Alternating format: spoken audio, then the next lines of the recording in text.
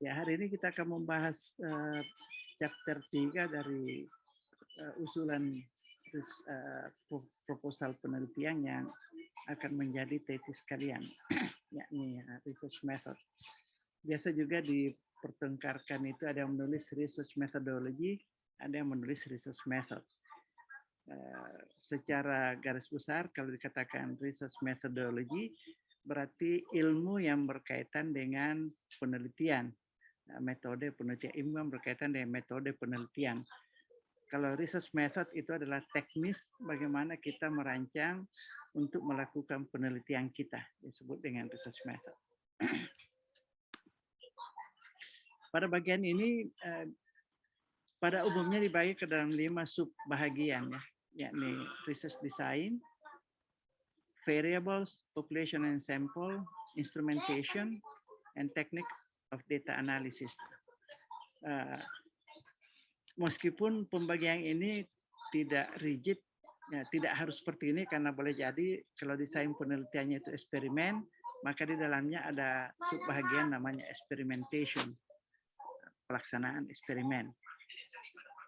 Baik, kita mulai dengan research design.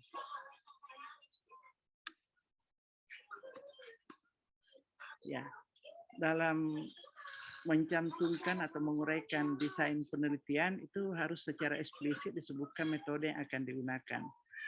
Dan dalam menjelaskan metode itu, kita bisa memasukkan ketiga aspek dari metode itu. Boleh pendekatannya kita sebutkan bahwa penelitian kita itu berdasarkan pada pendekatan kualitatif atau kuantitatif.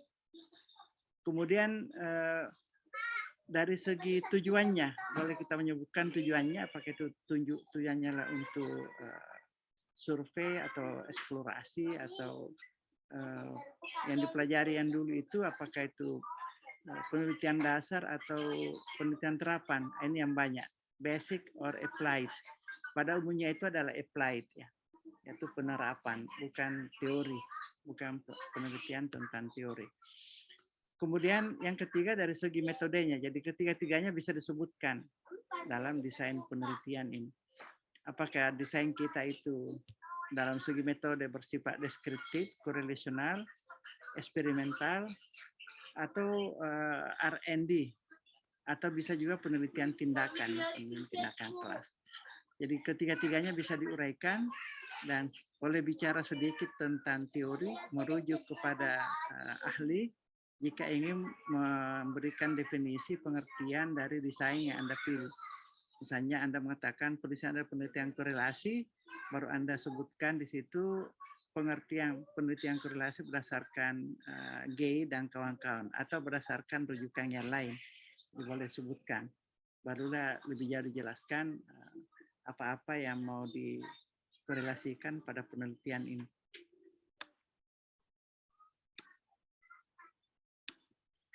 Oke, itu yang berkaitan dengan riset design.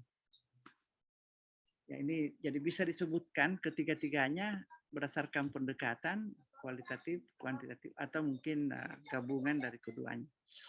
Kemudian berdasarkan tujuannya juga bisa disebut. Pada umumnya itu adalah penelitian terapan, applied.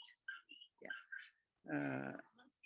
Anda masih ingat R&D, Research and Development ini adalah untuk menghasilkan produk. Kalau action research adalah untuk memecahkan masalah yang ada di kelas. Ini biasanya dilakukan oleh guru. Meskipun mahasiswa juga boleh melakukannya berdasarkan kolaborasi dengan guru di sekolah tersebut. Penelitian tindakan kelas. Kemudian berdasarkan metode bisa disebutkan bahwa penelitian kita itu adalah sifatnya survei atau deskriptif atau korelasional. Ini yang kita bahas pada mata kuliah yang lalu. Ini setelah disebutkan ini baru bisa kita memberikan keterangan atau uraian singkat mengenai jenis penelitian yang kita pilih. Kita pilih itu berdasarkan ahli, ya. Boleh merujuk kepada Michael Bass atau Evelyn Hedge atau Gay dan kawan-kawan berkaitan dengan pengertian dari penelitian yang Anda pilih itu. Misalnya kalau Anda mengatakan penelitian adalah penelitian survei atau deskriptif, maka Anda memberikan penjelasan mengenai apa yang dimaksud dengan penelitian deskriptif dan apa yang mau dideskripsikan atau fenomena atau variabel yang mau dideskripsikan. Ya, ini yang berkaitan dengan desain. Kemudian yang berikutnya, variabel. Ya, kalau penelitian itu deskriptif, biasanya kita tidak bicara tentang variabel independen dan variabel dependen. Karena biasa hanya satu variabel saja. Ada yang bertanya tentang bagaimana telah pustaka kalau variabelnya hanya satu. Saya mau memberikan penjelasan. Jika variabelnya hanya satu, karena itu adalah penelitian deskriptif, maka kita mencoba menjelaskan variabel itu berdasarkan pendapat para ahli dan apa saja yang sudah diteliti, yang orang sudah ketahui berdasarkan penelitiannya tentang variabel itu. Itu dijelaskan dalam telah pustaka. Kalau itu satu variabel biasanya dijelaskan secara rinci berdasarkan pendapat para ahli yang ada dalam literatur. Tapi kalau penelitian yang lain, misalnya korelasi berarti lebih dari satu dan kita ingin melihat hubungannya berarti ada variabel independen, ada variabel dependen. Atau kalau masih ingat, korelasi itu berarti ada variabel prediktor, ada variabel kriterion. Kalau itu kausal komparatif dan eksperimen, maka akan ada variabel independen dan variabel dependen. Nah, pengertian dari variabel dependen dan dependen, misalnya itu dicantumkan, maka bisa dijelaskan berdasarkan pendapat ahli. Setelah itu baru kita menyebutkan variabel dependen dan independen dalam penelitian kita itu yang mana. Itu kita sebutkan variabelnya. Kemudian setelah menyebutkan variabelnya itu bisa dijelaskan lebih jauh mengenai variabel itu secara teori, pengertian variabel berdasarkan teori, kemudian dilanjutkan dengan pengertian variabel itu secara operasional atau definisi teori dan definisi operasional. Jadi dibedakan misalnya kalau Anda bicara tentang vocabulary mastery, maka Anda bisa mengambil pendapat Nations misalnya, yang dimaksud dengan vocabulary mastery itu apa menurut pendapat Nation atau pendapat ahli yang lain. Kemudian Anda mendefinisikan variabel mastery sebagai variabel dependen itu secara operasional. Jadi secara operasional kita bisa mengatakan vocabulary mastery adalah skor yang diperoleh dari tes vocabulary yang menguji kemampuan mahasiswa dalam memahami makna kata, menggunakan kata, dan memahami bagian-bagian dari kata. Jadi tesnya itu terdiri dari 3 yang kita masuk dengan mastery, yakni pemahaman tentang form, bentuk kata, bahagian-bahagiannya, pemahaman tentang makna kata, dan pemahaman tentang penggunaan kata tersebut. Nah, itu secara operasional kita sebutkan skor yang diperoleh dari tes yang mengandung evaluasi terhadap pemahaman siswa dalam hal form, meaning, and use dari kata tersebut. Itu secara operasional. Jadi dibedakan antara theoretical definition dengan operational definition. Ya, saya kira ini yang berkaitan dengan variabel. Sekali lagi, variabel di bagian itu boleh kita menjelaskan tentang definisi variabel menurut ahli, kemudian variabel kita sendiri, apa variabelnya, misalnya ada variabel independen, maka kita jelaskan secara singkat. Variabel dependen, kita sebutkan variabel dependennya, baru kita sebutkan pengertiannya atau definisinya secara teori, atau secara konstruk, dan secara operasional. Jadi kalau variabel dependen itu ada definisi operasionalnya. Oke, sampai di sini ada yang mau bertanya?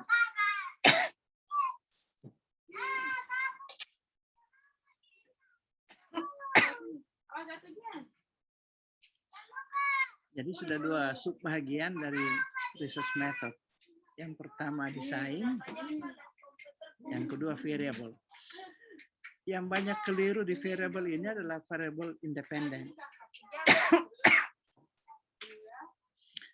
Dalam penelitian eksperimen, jika menggunakan 2 kelompok, biasanya mahasiswa itu hanya menyebutkan variabel yang ada di kelompok eksperimen, padahal itu salah. Variabel independen itu misalnya metode mengajar, jadi itu variabel independen.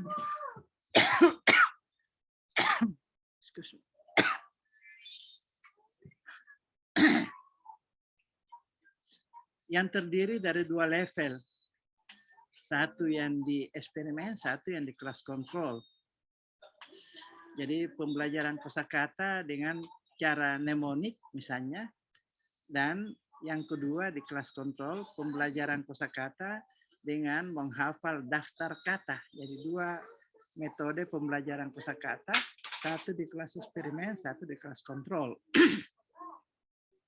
Variabel independennya disebut pembelajaran kosakata.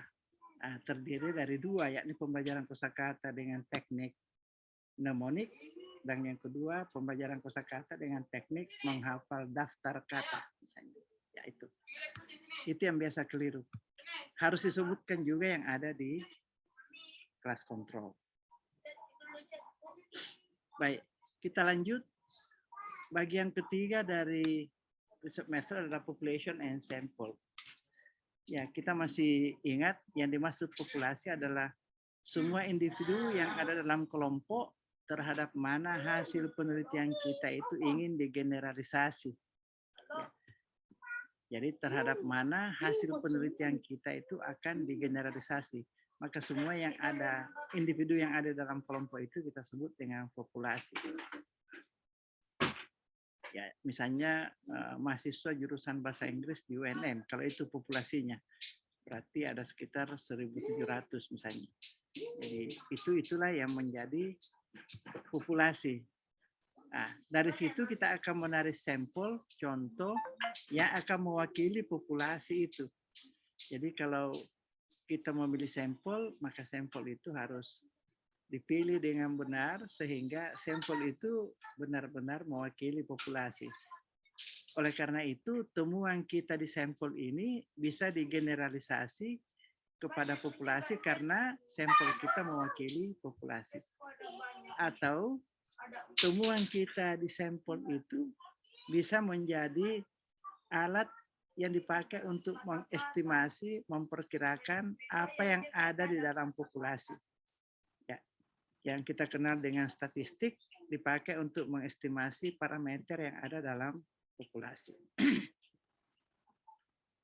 Ya, saya kira ini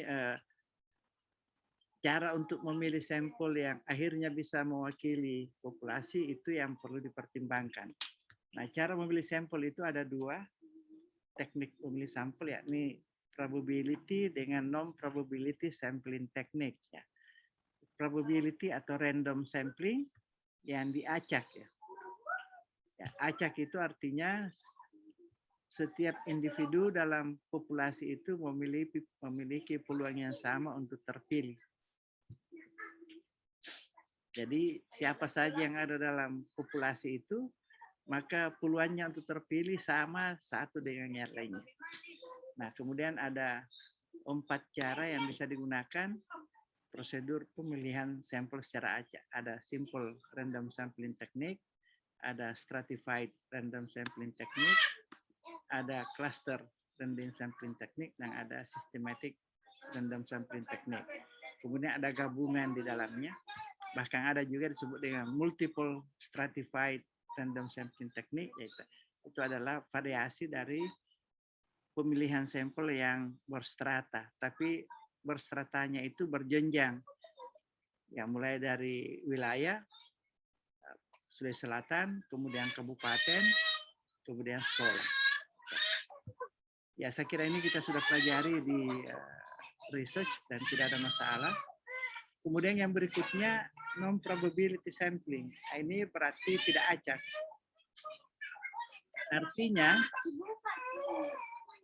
tidak setiap individu dalam populasi itu memiliki peluang yang sama untuk terpilih sebagai sampel. Jadi misalnya ada namanya convenience. Mau meneliti di SMP, tapi karena kita punya kenalan yang mengajar di SMP 2 misalnya, maka kita memilih SMP 2.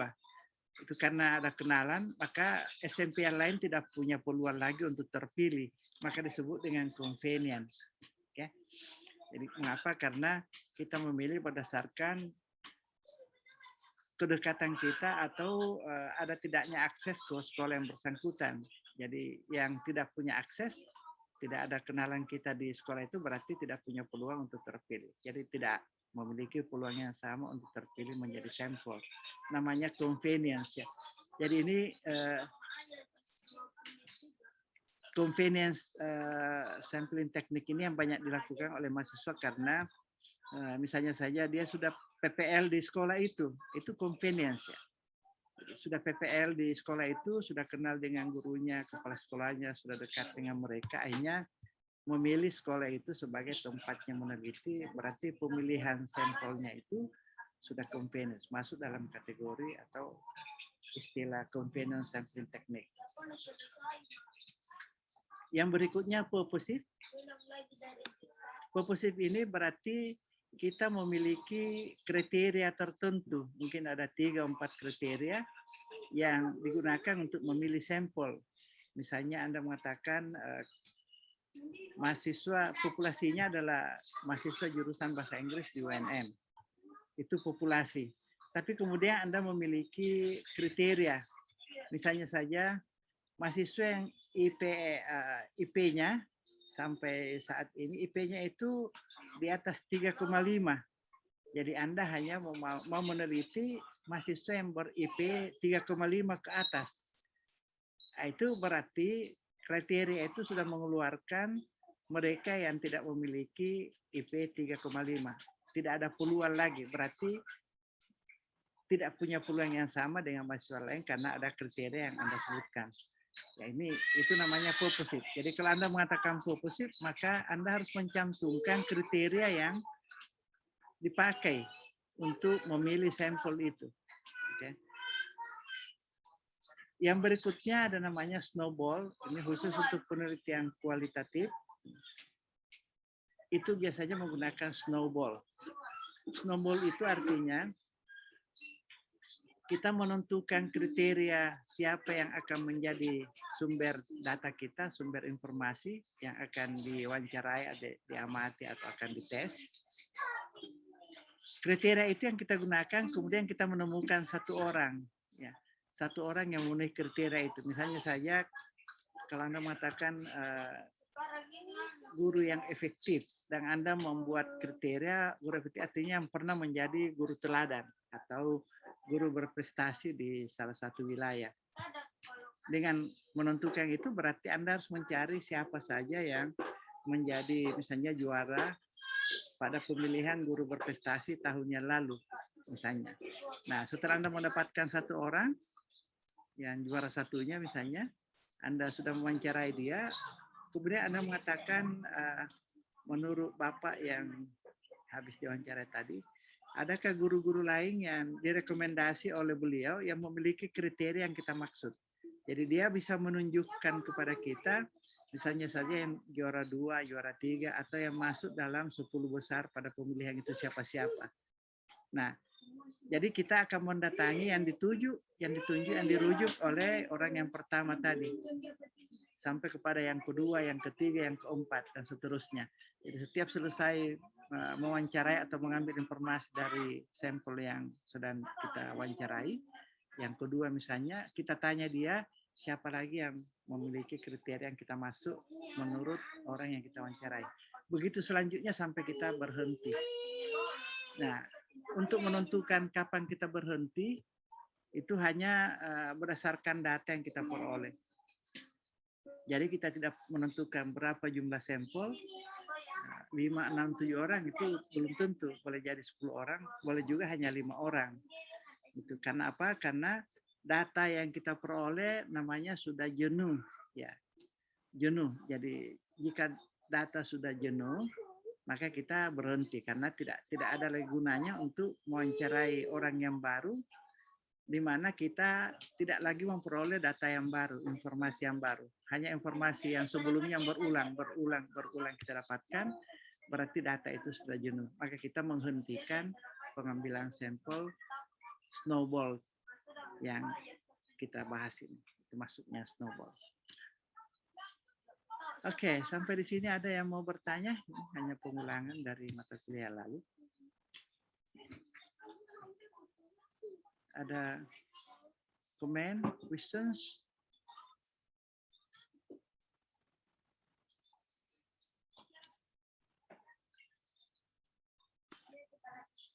Ya, kalau tidak kita lanjut.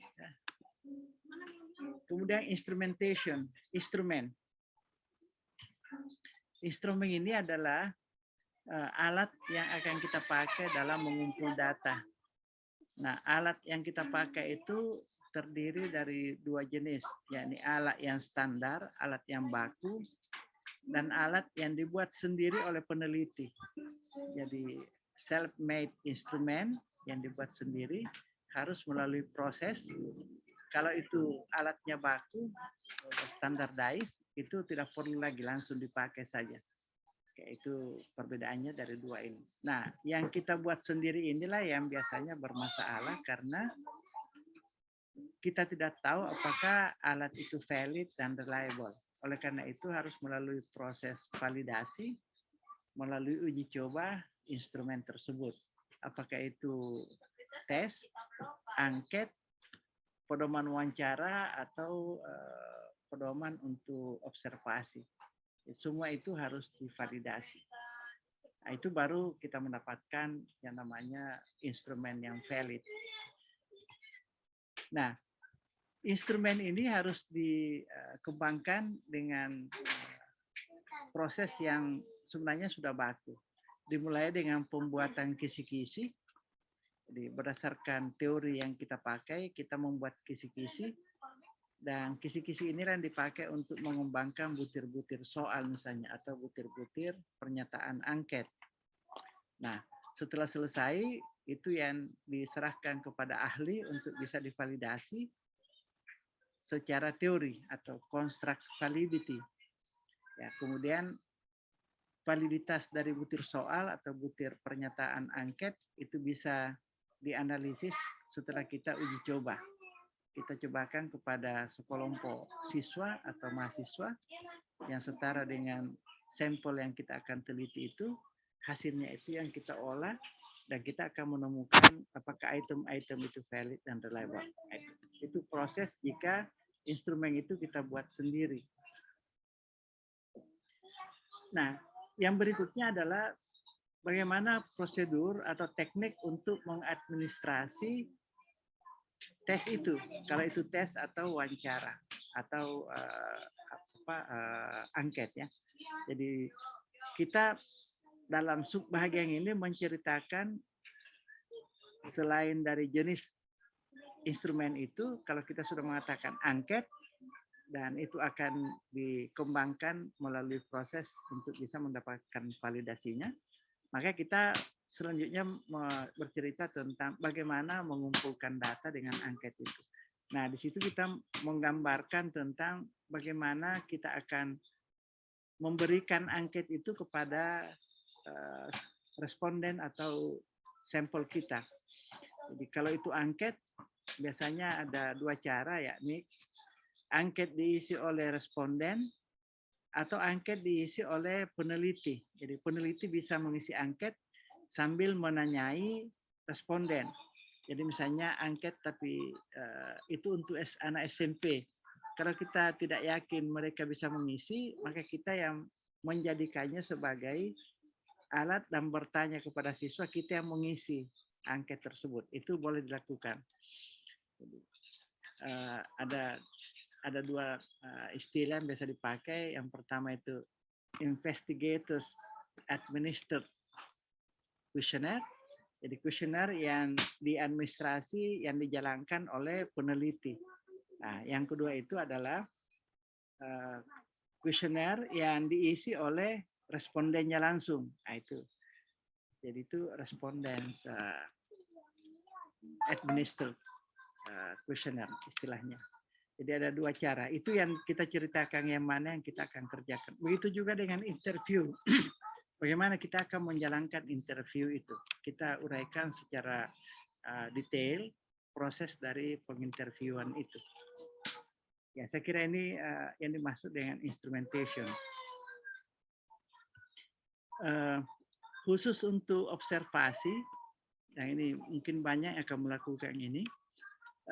Jika melakukan observasi, karena tidak bisa kita langsung mencatat semua hasil pengamatan kita, maka sebaiknya kita membuat rekaman. Apakah rekamannya itu video atau rekaman audio. Tapi yang bagus itu kalau video, misalnya mengamati kelas. Nah, kita merekam jalannya proses pembelajaran selama pembelajaran berlangsung melalui video, dan kita bisa replay dan kita mencoba untuk melihat apa yang terjadi berdasarkan lembar pengamatan kita. Nah, itu akan lebih akurat karena kita bisa mengulang-ulangi.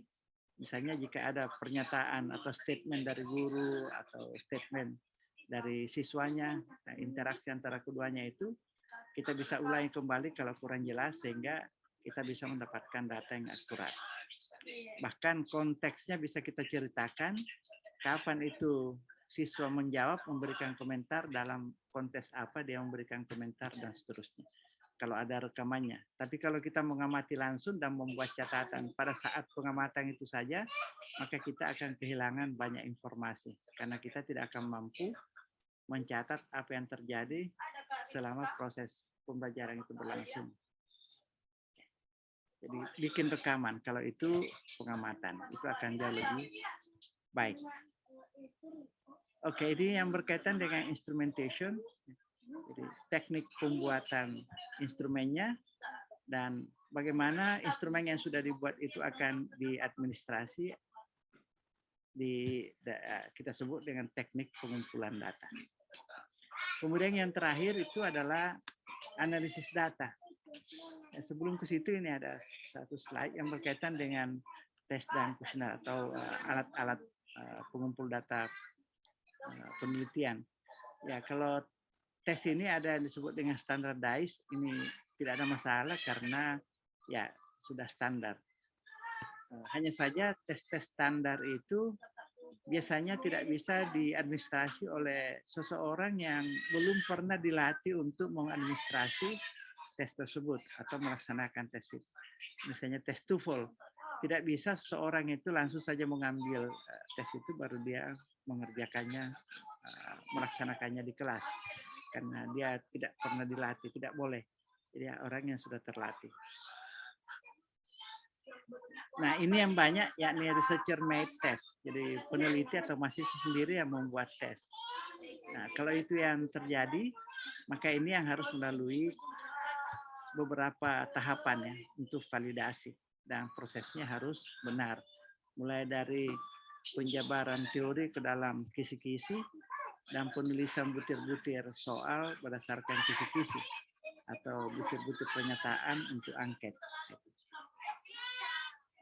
Yang ketiga, tes yang bisa bersifat performance test tugas ya, misalnya menulis atau berbicara, biasa disebut dengan speaking task atau writing task.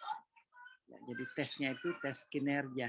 Nah, disuruh berbicara, kemudian kita rekam, nah, baru kita coba transkrip, baru kita analisis. Itu kalau speaking. Begitu juga dengan writing, diberikan tugas untuk menulis atau tes writingnya, kemudian hasilnya itu yang kita nilai.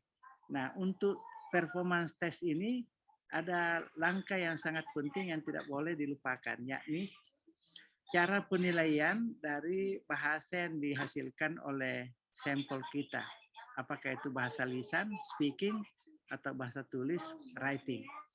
Nah, kita melakukan proses untuk melihat apakah nilai-nilai yang kita berikan berdasarkan rubrik yang kita pilih itu reliable atau tidak. Ada dua cara yang biasa dilakukan. Ada namanya intra-rater reliability, ada inter-rater reliability. Ada yang intra itu satu orang penilai, tapi 2 kali menilai. Misalnya Anda mengambil 10 tulisan mahasiswa, kemudian Anda menilai berdasarkan rubrik dari Hinton atau rubrik dari Jacobs. Setiap tulisan ada skornya dari setiap komponen rubrik itu. 10 tulisan itu habis dinilai hari ini, Anda simpan. Kemudian kira-kira 10 hari kemudian, Anda ambil lagi tulisannya itu dengan rubrik, Anda nilai kembali. Jadi hasil penelitian hari ini dan hasil penilaian 10 hari akan datang dikorelasikan. Seberapa tinggi korelasinya. Jadi kalau korelasinya itu bisa mencapai 0,85, berarti cara penilaian Anda dengan rubrik itu sudah reliable. Itu maksud dari intra-rater reliability. Kalau inter-rater reliability berarti 2 orang. Anda menilai 10 tulisan tadi dan Anda memilih 1 orang lain lagi untuk menjadi penilai. Jadi 2 orang yang menilai 10 tulisan yang sama, kemudian hasil penilaiannya dikorelasikan. Nah, hasil korelasi itu yang akan dijadikan sebagai standar penetapan tingkat reliabilitas dari nilai-nilai yang kita berikan itu. Sekali lagi kalau nilai korelasinya itu 0,85 ke atas, berarti nilai Anda dan nilai orang kedua tadi itu cukup reliable. Jadi bisa menggunakan penilaian Anda atau penilaian dia untuk keseluruhan sampel tulisan yang Anda teliti. Kalau ada 70 tulisan, boleh Anda menilainya setelah melakukan inter-rater reliability test. Kalau reliabilitasnya itu 0,85 atau lebih, berarti bisa menilai tulisan itu salah seorang di antara 2 itu. Itu namanya inter-rater reliability. Nah, ini yang berkaitan dengan tes. Kemudian yang kuesioner ini ada 2 macam. Ada closed question, itu biasanya ada jawabannya sudah bisa dipilih saja apakah yes, no. Kemudian multiple choice atau skala Likert atau semantic differential scale. Ada beberapa cara, tapi ini disebut dengan closed questionnaire. Tertutup karena tidak bisa, jawabannya itu hanya mencek saja salah satu di antara pilihan yang ada. Likert scale itu yang banyak digunakan, yang menggunakan skala dengan 5 jenjang, yang mulai dari strongly agree, undecided, kemudian disagree, dan strongly disagree. Kalau semantik diferensial itu adalah dua ujung di dalamnya itu ada 7 skala, dan di ujung yang satu adalah yang terendah, di ujung yang satunya yang tertinggi. Dan kita menggunakan kata sifat. Misalnya diminta untuk menilai jalannya pelajaran. Boleh di sisi kiri itu di ujung bawah adalah boring, kemudian di ujung kanan itu misalnya encouraging atau interesting. Jadi boring, interesting. Nanti di dalamnya itu ada 7 kolom, 7 skala. Nah, kalau makin ke atas, makin ke yang ke-7 berarti makin interesting. Makin ke bawah, makin boring. Itu namanya semantik diferensial. Kemudian ada namanya semi-closed dan open questions. Berarti dalam angket itu ada pertanyaan yang jawabannya itu pilihan ganda, tapi ada juga pertanyaan terbuka harus dijawab dengan tulisan. Ya, kita memberikan uraian dari pertanyaan yang diberikan oleh peneliti, itu disebut dengan open question, pertanyaan terbuka. Kemudian beberapa angket itu misalnya ingin melihat tentang gaya belajar, biasa disebut dengan inventory, ya, disebut dengan learning style inventory, writing apprehension test, itu ada learning style inventory, cognitive strategy inventory, dan seterusnya. Yang ini sudah baku, kita sisa ambil saja, kita sebutkan sumbernya, tidak ada masalah, sebutkan sumbernya. Kemudian kalau melakukan interview, alatnya itu disebut dengan interview protokol atau interview guide, pedoman wawancara. Jadi bisa jadi structure, semi-structure, atau close. Structure itu artinya dia sudah terstruktur untuk menanyakan yang biasanya itu jawaban-jawabannya sudah diduga oleh pewawancara. Jawabannya akan kemana. Itu structure ya. Kemudian ada yang close ini Ya, tertutup berarti pilihannya sudah ada. Atau pertanyaannya itu pertanyaan ya tidak, boleh tidak, suka tidak suka dan seterusnya. Tapi kalau itu ditindaklanjuti dengan pertanyaan yang terstruktur, dia langsung menanyakan mengapa Anda menyukai itu. Jadi itu berarti lanjutan dari pertanyaan yang sifatnya tertutup tadi. Pilihannya suka atau tidak suka, tapi dilanjutkan dengan pertanyaan terbuka tentang alasan atau tujuan dari orang yang interview tersebut. Ini namanya structure, semi-structure and close. Open question and follow-up questions. Ini dalam interview selalu ada follow-up questions yang kita tidak bisa tentukan lebih dahulu. Nanti setelah ada jawaban, baru kita mencoba untuk menggali lebih jauh, maka disebut dengan follow-up questions. Jadi kalau dia sudah menjawab mengapa dia tidak menyenangi menggunakan pembelajaran online, maka mengapa itu ya kita harus tindak lanjuti. Kalau dia sudah menjelaskan, kemungkinan kita tindak lanjuti lagi untuk mendapatkan contoh-contohnya, contoh-contoh dari yang dia maksud itu apa. Itu supaya lebih kaya dan lebih mudah kita nanti untuk mempertahankan kesimpulan-kesimpulan yang kita ambil dari wawancara ini. Jadi harus ada follow up questions. Biasa juga disebut dengan probing. Jadi apa? Memancing ya, memancing. Mengejar dan memancing isu yang diungkap oleh orang yang diinterview untuk bisa mendapatkan data yang lebih jelas. Ini yang berkaitan dengan interview. Kemudian yang observation, checklist ya. Ada yang sifatnya over. Over ini jelas. Jadi over ini sisa mencek atau mentoli saja. Misalnya tingkat keaktifan siswa dalam belajar di kelas. Nah, siswa satu itu bertanya, dia bertanya di kelas, maka kita memberikan toli 1. Kalau dia bertanya lagi, kita tambah lagi 1 tolinya. Itu over yang nyata, kelihatan dan seterusnya. Kemudian ada yang covered, jadi kita yang harus menyimpulkan. Kita yang harus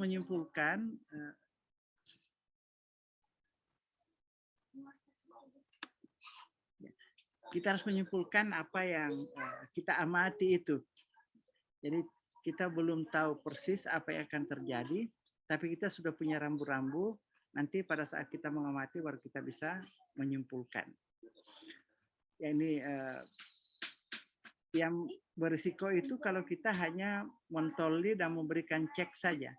Misalnya interaksi antara guru dengan siswa, kita lihat ada guru bertanya kepada siswa di kelas keseluruhan, bertanya kepada kelas, kita sebut itu teacher to class. Nah, kita memberikan tanda cek bahwa guru melakukan itu, berikan tanda cek. Jadi kita hanya melihat saja adanya indikator-indikator pembelajaran yang efektif. Itu salah satu di antaranya guru bertanya kepada siswa keseluruhan sebagai satu kelas. Dan kalau itu muncul 1 kali, kita ada tanda ceknya, itu berarti guru itu sudah melahirkan atau menunjukkan indikator pembelajaran yang efektif. Nah, biasanya kalau hanya memberi tanda cek begitu, itu kurang kaya data kita. Itu sangat kering. Oleh karena itu, orang yang melakukan pengamatan dengan pemberian tanda cek itu selalu ada di kolom terakhir pada lembar pengamatan itu namanya remarks, catatan. Jadi harus dicatat di situ. Misalnya tingkat keaktifan siswa. Kemudian ada siswa yang bertanya, kita berikan tanda cek. Berarti siswa itu sudah aktif karena sudah bertanya. Tapi kita tidak tahu pertanyaannya apa. Nah, oleh karena itu akan bagus kalau ada di bagian kolom terakhir itu ada kita tuliskan di situ pertanyaan dari yang kita cek tadi, apa pertanyaannya. Jangan sampai tidak ada hubungannya dengan materi yang sedang dibahas oleh guru. Ini untuk observation ya. Ya, kalau yang kuantitatif itu yang cek-cek tadi atau ditoli. Siswa A bertanya, beri toli 1. Bertanya lagi, toli lagi 1. Jadi dia sudah 2 kali. Itu kuantitatif. Sampai mungkin siswa yang 1 itu 5 kali selama pembelajaran bertanya. atau dia berkomentar. Nah, berkomentar, kemudian dia memberi komentar, kita berikan tanda 1. Kemudian beberapa menit kemudian dalam diskusi dia berkomentar lagi, kita berikan lagi tulis 1. Berarti itu kuantitatif. Kita hanya menghitung saja seberapa banyak pertanyaan yang dibuat, seberapa banyak komen yang dibuat, seberapa banyak jawaban yang diberikan kepada pertanyaan oleh guru, dan seterusnya. Nanti hasil penelitian itu akan diolah dalam bentuk kuantitatif. Pengamatan itu tadi saya bilang kalau ada satu kolom di belakang yang namanya remark atau catatan, maka itu akan menjadi data kualitatif. Jadi ada teks yang kita tulis, misalnya dia bertanya, pertanyaannya itu apa? Kita tuliskan. Atau ada catatan anak ini bertanya pada saat gurunya menjelaskan satu konsep dan mungkin karena tidak dipahami maka dia bertanya. Jadi ada konteksnya yang bisa kita tuliskan di situ. Itu nanti akan menjadi data kualitatif. Kemudian yang terakhir ini yang berkaitan dengan observasi, ada namanya participatory, ada non-participatory. Pada umumnya itu non-participatory. Artinya kita hanya datang mengamati kelas, tidak turut berpartisipasi dalam kelas sebagai siswa. Itu non-participatory. Tapi kalau Anda datang ke sekolah dan berpura-pura menjadi siswa pindahan, ikut di kelas itu untuk belajar, maka semua kegiatan di kelas itu Anda ikuti sebagai pelajar, maka itu disebut dengan participatory observation. Nanti setelah selesai kelas, baru Anda mencoba untuk membuat catatan, mengingat kembali, menuliskan semua apa yang terjadi sesuai dengan data yang Anda inginkan. Itu berarti participatory observation. Ya, ini yang berkaitan dengan data collection instrument. Ini teknik analisis data. Ini kalau data kuantitatif itu pasti dianalisis secara statistik, apa itu deskriptif atau inferensial. Jadi pada umumnya itu misalnya tadi keaktifan siswa di dalam kelas selama pembelajaran, itu bisa kita membuat tabel frekuensi dan persentase. Itu berarti analisis deskriptif. Sebagai kelas, sebagai kelompok, bisa kita mencari rata-rata jumlah pertanyaan mereka selama pembelajaran itu berapa. Dirata-ratakan dari 30 siswa, ada yang 3 kali, ada yang 5 kali, ada yang tidak pernah. Rata-ratanya berapa? Nah, itu menggambarkan rata-rata keaktifan siswa di kelas itu. Jadi tidak dihitung individu. Itu cara yang kedua untuk deskriptif ya. Yang kita pelajari di statistik itu, kalau deskriptif itu boleh namanya deskriptif, ada inferensial. Deskriptif itu ada 2, bisa disajikan dalam bentuk tabel, grafik, dan kemudian dicari central tendency dan variability of the score in the distribution. Jadi itu yang kita lakukan dalam memaparkan data kuantitatif kita. Ya, kemudian kalau itu korelasi ya boleh dicari secara hipotesis, dites apakah signifikan atau tidak, itu berarti inferensial. Kalau itu penelitian kualitatif, maka itu akan dianalisis dengan cara menganalisis data kualitatif. Ya, banyak yang menggunakan model Huberman misalnya. Silakan saja. Ada langkah-langkahnya. Kalau sudah data dikumpul, maka itu diproses, dan langkah yang pertama adalah namanya data reduction. Artinya membersihkan data yang tidak relevan dikeluarkan. Anda memilih saja data-data yang relevan yang sudah di-coding, yang sudah berikan kode pada data yang kita sudah kumpulkan itu. Kemudian triangulation. Kalau ada data yang kita verifikasi lagi ke sumber data yang lain, misalnya dari wawancara kita lihat di pengamatan. Oke. Kalau tidak, kita bisa kembali ke wawancara, lihat kembali kuesioner misalnya, boleh di triangulasi begitu. Atau bisa juga kembali kepada orang yang diwawancarai, ditanya kembali. Nah, itu namanya juga triangulasi. Yakni verifikasi data kepada sumber yang sama. Boleh verifikasi data kepada sumber yang berbeda. Jadi itu cara untuk triangulasi. Kemudian ada data display. Kita menampilkan hasil analisis yang kita buat itu, baru kita akhirnya mengambil kesimpulan. Itu model yang bisa dipakai dalam analisis data kualitatif. Oke, yang berikutnya ini adalah ada beberapa, kalau ingin melihat penjelasan dari beberapa ahli yang berkaitan dengan research instrument, research design, atau contoh dari penelitian, ada di YouTube. Saya cantumkan di linknya pada slide ini. Jadi Anda boleh melihatnya. Oke, ada pertanyaan? Kemudian ini yang terakhir tadi, mencari buku di Litjan. Saya masukkan kembali di PowerPoint supaya bisa dilihat kalau saya kirimkan ke WA. Ada pertanyaan atau komen? Saya Prof. Ya, silakan Kurnia. Ya Prof. Yang itu yang di bagian kuesioner tadi Prof kan ada 2 jenis, ada yang close question, ada yang open. Nah, yang untuk yang pertanyaan terbuka bagaimana cara penilaiannya Prof?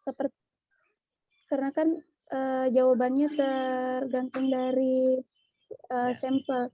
Jadi yang itu yang cara penilaiannya kayak yang disebutkan tadi Prof, yang misalnya minta bantuan ke orang lain untuk sama-sama menilai atau bagaimana Prof?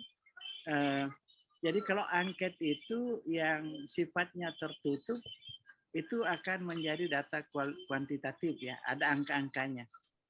Sudah pasti. Jadi karena setuju tidak setuju boleh 1-0 atau 1-2 atau agree disagree itu bisa 1 2 3 4 5 kalau itu angket ya.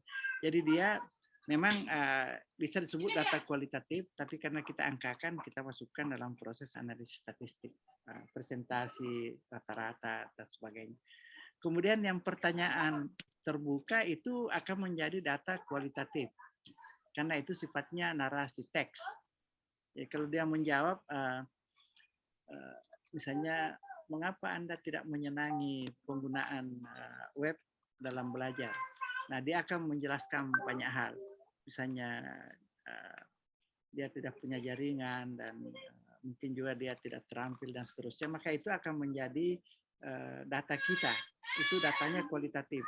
Meskipun nanti dari 30 orang yang mengisi itu, boleh saja kita angkakan berapa di antara mereka yang tidak mau menggunakan web itu karena tidak mampu menggunakan komputer.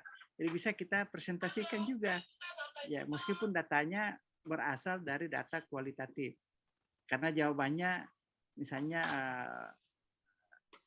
alasan mengapa tidak menggunakan web misalnya ya. Nah, dari data kualitatif bisa konversi ke dalam data kuantitatif. Jadi dari 30 orang itu berapa yang sama jawabannya? Jadi kalau sama-sama misalnya faktor ekonomi tidak punya misalnya finansial untuk mendukung penggunaan web dalam belajar itu. Berapa orang yang mengatakan itu? Misalnya ada 20 orang di antara 30. Itu juga akan bermanfaat. Jadi kita bisa melihat nanti bahwa halangan, hambatan utama dalam belajar melalui web itu adalah hambatan finansial. Karena pada umumnya pelajar itu tidak memiliki dukungan dana untuk bisa belajar secara konsisten di online itu karena faktor biaya. Apalagi kalau banyak ya, misalnya 20 di antara 30 kan itu sangat dominan. Paham ini? Jadi datanya kualitatif, kita bisa nanti konversi ke dalam data yang kuantitatif. Setiap alasan-alasan yang dipakai oleh orang yang menjawab pertanyaan terbuka itu sama dengan wawancara ya, sama saja dengan wawancara. Nanti itu bisa kita lihat bagaimana kecenderungan mereka itu. Adakah kesamaan antara satu responden dengan responden lain? Kalau misalnya dominan mayoritas itu mengemukakan hal yang sama, maka itu adalah hal yang bisa kita jadikan sebagai pertimbangan dalam memberikan rekomendasi, memberikan saran-saran di akhir laporan kita. Ya, itu untuk pertanyaan terbuka Baik, ya. Prof. Ya, Terima kasih. Ya. sure. Ada lagi yang lain?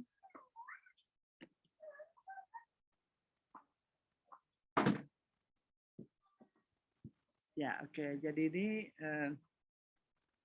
bagian akhir dari rancangan usulan penelitian, proposal yang berkaitan dengan jadwal dan biaya itu kita tidak bahas karena itu saya kira tidak terlalu urgent. Yang penting adalah 3 bagian ini, background, kemudian literature review, dan yang ketiga ini research method. Nah, ini harus utuh menjadi satu tugas akhir yang akan dimasukkan sebagai hasil dari kuliah kita ini. Harapan saya itu kalau kalian bisa mengerjakan ini dengan baik, maka itu bisa dilanjutkan untuk menjadi proposal Anda, sisa memperbaiki atau sesuai dengan saran-saran konsultannya nanti, konsultannya yang ditunjuk oleh prodi misalnya untuk bisa memperbaiki sehingga bisa menghemat waktu. Oke, masih ada yang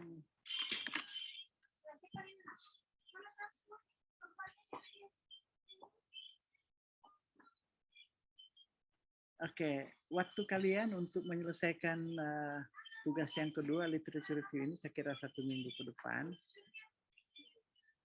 bisa disubmit. Kemudian selanjutnya saya akan menunggu penyelesaian dari research method ini sambil kita akan berdiskusi online lagi pada pertemuan tertentu nanti. Jadi mungkin pertemuan minggu depan itu saya hanya akan memberikan materi. Kalau ada beberapa materi saya akan kirimkan untuk bisa dibaca. Di samping buku-buku metode penelitian yang kalian sudah punyai, silahkan saja. Tapi mungkin ada materi-materi lain yang secara praktis bisa membantu untuk menyelesaikan 2 tugas terakhir ini, literature review dengan research method. Oke, comments, questions? Saya Prof. Pemikiran. Ya, ya. PPT tak yang dijelaskan ada di SMOK, Prof. Suaramu tidak jelas ke saya. Coba ulangi lagi. Tapi Prof, PPT tak yang tadi kita jelaskan ada di SMOK, Prof. Ya, ada sama oke sebenarnya. Ya. Nanti Oh, saya iya, baik, kirimkan, Prof. saya upload juga saya kirimkan juga di WA supaya mungkin ada yang tidak bisa akses ke SAMOKE. Ada di SAMOKE. Kecuali slide terakhir tadi, yakni LibChen itu tidak ada karena baru saya tambahkan untuk mencari buku-buku rujukan e-book ya di LibChen. Oke, baik. Kalau tidak ada kita akan akhiri dan saya akan cek sekali lagi absen kita ini. Kalau sudah absen di SAMOKE bagus, tapi saya tetap juga melihat kembali di absen manual ini.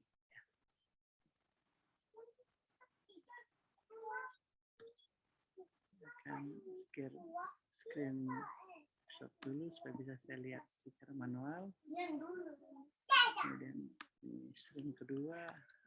Ini ada beberapa orang yang tidak bisa masuk. Ini hanya 28 orang. Oke, baik. Saya kira untuk saat ini cukup sekian. Terima kasih atas kehadirannya. Saya menunggu hasil pekerjaan kalian. Yang pertama adalah literature review dan nanti menyusul chapter 3 research method. Demikian, I want you to take care of yourself, take good health, especially your health. Okay? Sambil bekerja keras untuk belajar, kita jangan lupa untuk menjaga kesehatan, apalagi menjelang Ramadan, insya Allah. Kita akan tetap bekerja dalam bulan Ramadan. Semoga pekerjaan belajar kita selama Ramadan itu juga menjadi bagian dari ibadah kita, insya Allah. Saya akan tutup. Assalamualaikum warahmatullahi wabarakatuh. Waalaikumsalam. Waalaikumsalam warahmatullahi wabarakatuh. Thank you, Prof. warahmatullahi wabarakatuh. Thank you, Prof. Thank you, Prof. Jadi terakhir, if you have any problem, do not hesitate to put it on WhatsApp group, okay? Setiap kali ada masalah, Anda mau tanyakan silahkan di apa namanya di podcast di chat kita di WA. Demikian saya akhiri pertemuan kita ini. I end the meeting for all of us. Thank you. Take care.